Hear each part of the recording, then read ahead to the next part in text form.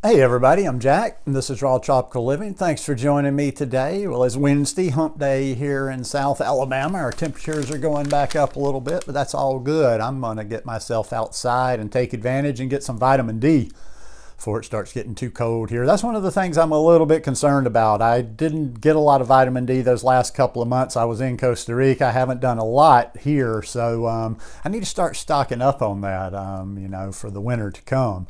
Although the way the weather is here, hell, we had 80 degree days around Christmas last year, so there's always a way to sneak in a little bit here in the South. But anyhow, I'm not here to talk about vitamin D today. I'm here to talk about the 5 raw food mistakes by beginners, or 5 raw food mistakes by beginners. There's a lot of raw food mistakes by beginners. And this isn't just for beginners. A lot of people, and myself included, can tend to make these mistakes sometime. I do videos like this every day, so if you're not already subscribed to my channel, I'd appreciate if you'd hit that subscribe button now and click on the little bell and check send notifications so you'll stay subscribed to the channel. So many to pick from out there, and everybody's probably thinking when I go through these, they'll think of their own, and there's a number of them. There's so many, but you know what? That's okay. When we come into something new, when we're learning something, there's going to be a lot of mistakes. There's always going to be mistakes in life, you know. We can strive for perfection, but we're probably never going to get to perfection. We're not going to ever get to perfection. So number 1. Now this one, these are not in any particular order, in my opinion, except for the first one. And the number 1 is not eating enough. So many people fail on a raw food lifestyle, go off of it, even start hating on it, claiming it's just doesn't work, it's this or that, when they simply didn't eat enough food. The kind of food we're eating, sweet fruit, greens, even the bananas and stuff, it's not nearly as caloric dense as the food we used to have. Used to you could eat a little portion of something like this and get so many calories. We got to eat a lot of food. And that can take time. It takes time to learn. It kind of takes time for your stomach to adapt to it. I remember in the beginning on this lifestyle seeing the crazy amounts of bananas people took in a day. And although I don't get up into that super high level, every time I'll post something in somewhere about bananas, you'll have some dude that pops in that eats 30 or 40 a day or claims to. But even so, if you'd have told me back in the beginning, 10 or 12 bananas in one day sounded like a lot. But we've got to eat plenty of food. And, with other food, bananas have a little bit more calories to them than other fruit, some of the sweeter fruit. So even when we're eating the mangoes and the papayas and the pineapple, any of this fruit, any of this raw living food, we have to eat plenty of it. And we have to eat enough also to get our the nutritional profile we need to get, all the nutrients. Because if we're not eating enough, ergo we're not taking in all the vitamins and minerals that we need to be taking in. Another big mistake is lack of transition. I've talked about this a number of times, and I don't know. The lack of transition to a large part is among the people that are just a little too cocky with it, maybe a little too ego driven, that are just like, nope, don't need to go slow. I can do it. I'm going overnight. They hear the stories of somebody going overnight. Your body's got to adjust, and you've got to learn to do this lifestyle. So, and even a lot of I know Arnott does, Arnold Arnott, even if you want to get to the cleanest of the clean, fully raw vegan, if you want to do raw hygiene or whatever, I know Arnott recommended a thorough transition. I don't know about the other hygienists, but I believe the hygienists, even as pure as they are, recommend a proper transition. And I just happen to, might help you a little bit. Here's a playlist I have for transitioning to the raw vegan lifestyle. Another we'll say number 3, raw food mistake by beginners is being obsessed with raw.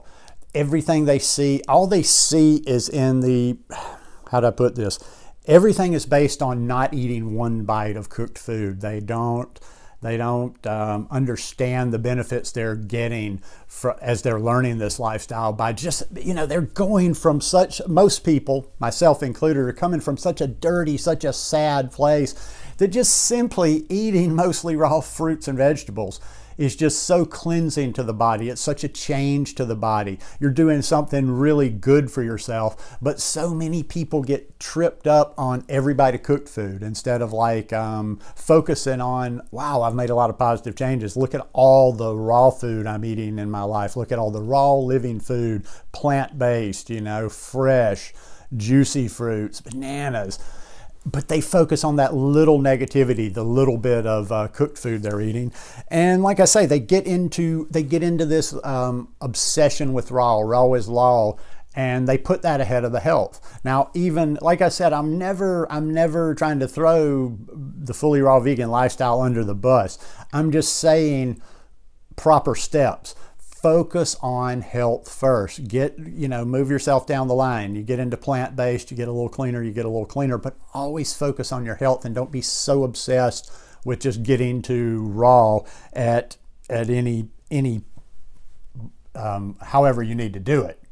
By any means necessary. That was the little phrase I was trying to think of. And that can kind of segue into my next mistake, which is eating too much fat.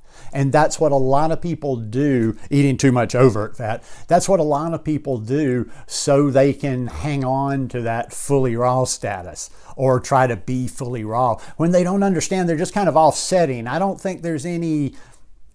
like the benefit. For me, I'd rather see them eat not so much of the nuts, not so many avocados, not so much heavy plant fat, and simply eat a little clean cooked food. Like I'd much rather see somebody steaming some squash, zucchini, things like that, even potatoes without fat on them, than eating these heavy dishes based on nuts. Now, nothing wrong with that. Like some people want to pull one little thing. You say, I use nuts. I use nuts in recipes. Sometimes I go over heavy on fat for a meal, but not in general. And that's what I'm talking about, not in general.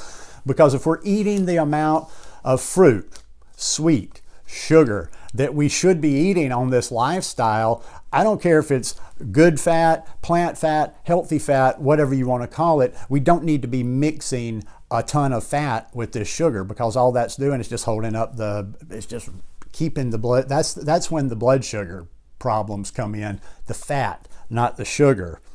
And the fifth one that I'm just throwing out there is listening to others and not applying your own judgment, or doubting your own judgment, or putting everything in somebody else's hands. Most people I'm talking to, and think about it, like I'm talking to you right now, you're not an idiot, are you? In most subjects that you've probably been presented with, no matter what they relate to, you're new to them, they're a new idea to you, you hear 2 or 3 different things, and you've probably had the presence of mind as an intelligent person to say, okay, this just for some reason makes sense.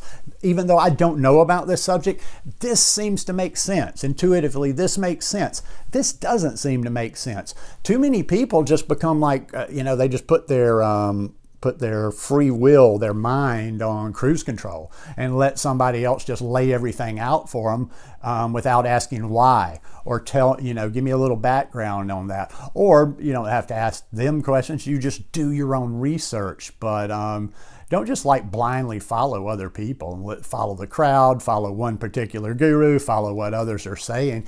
Get in there, get your hands messy, do a little research, figure things out. But don't doubt yourself. Even if you're new to this lifestyle, if you consider yourself a reasonably intelligent person, don't doubt yourself and don't doubt your judgment.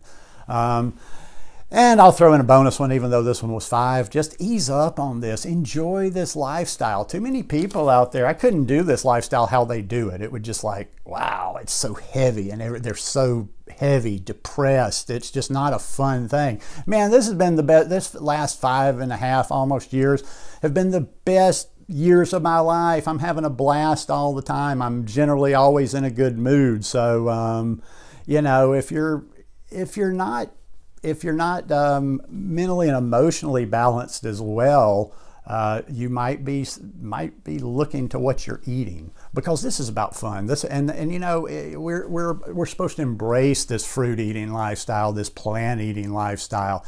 It should make us happier instead of more, you know, too worried about exactly how we're doing it or scrutinizing, you know, every little thing. So just my 2 cents worth. You know, sometimes I sit around and I just try to really rack my brain and go back 5 years and think about in the beginning, like if I could have had knowledge, or if people had told me this, or if I could have read about that or known about this, how would it have made it easier for me? And that's what I just simply try to convey through here. So hope you guys enjoyed this one. If you like it, please give me a thumbs up, and I'll see you again tomorrow. Love you guys. Peace.